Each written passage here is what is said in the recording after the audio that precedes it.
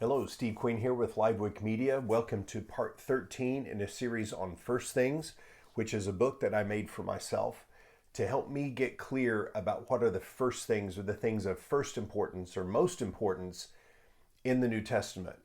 And this is continuing the section of the booklet on who Jesus is. And again, we're in part 13, and we're going to start on page 8 if you're following along with Colossians 1:15 through 20. And it reads this way. Talking of Jesus, he is the image of the invisible God, the firstborn over all creation. For by him all things were created, things in heaven and on earth, visible and invisible, whether thrones or powers or rulers or authorities. All things were created by him and for him. He is before all things, and in him all things hold together. And he is the head of the body, the church.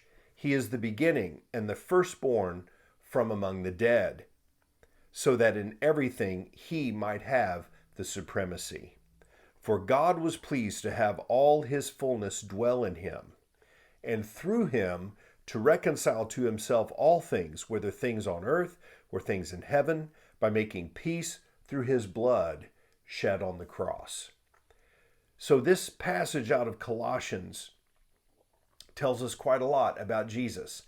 And in keeping with the methodology I've used so far, I'm going to emphasize the things that are in bold here in the text in First Things. He is the image of the invisible God, and God was pleased to have all his fullness dwell in him. If you want to know who God is, look at Jesus. That's a very New Testament idea. He's the image of the invisible God. God was pleased to have all his fullness dwell, to live in Jesus. This passage also talks about how powerful Jesus is, what he's done for us, what he's done for everybody that will receive him. So that's already pretty powerful. Let's go to the next one. Hebrews 1:1 through 3. Reads this way. In the past, God spoke to our forefathers through the prophets at many times and in various ways. But in these last days, he has spoken to us by his Son, whom he appointed heir of all things, and through whom he made the universe. The Son is the radiance of God's glory and the exact representation of his being, sustaining all things by his powerful word. After he had provided purification for sins, he sat down at the right hand of the majesty in heaven. The emphasis here is he has spoken to us by his Son. So here in this passage from Hebrews, it's very clear that God had spoken to us in the form of prophets and by the forefathers, but now he's spoken by his Son, the exact representation of his being. That's who Jesus is. The heir of all things, the radiance of God's glory, the exact representation of his being. That is the Son that God sent into the world, Jesus, to show us who he really is. One more passage in this video that we'll look at, Hebrews 2:9 through 11. Hebrews 2:9 through 11.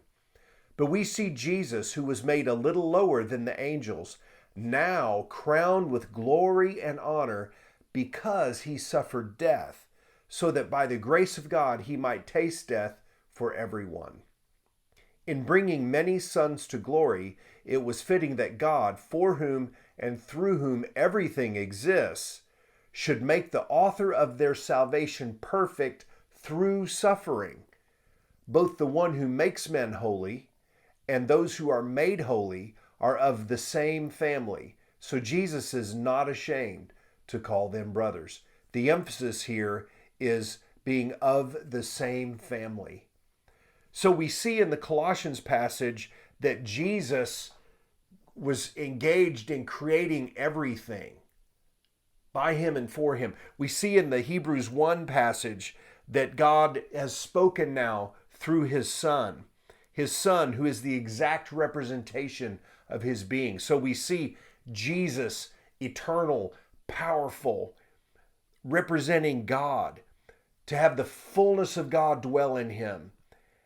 and that God was speaking to us, communicating the clearest possible message about who he is through Jesus, not just through words, not just through actions or miracles or parting the Red Sea or a pillar of cloud by day and fire by night or any of those things. He sent Jesus to be the exact representation of who he is.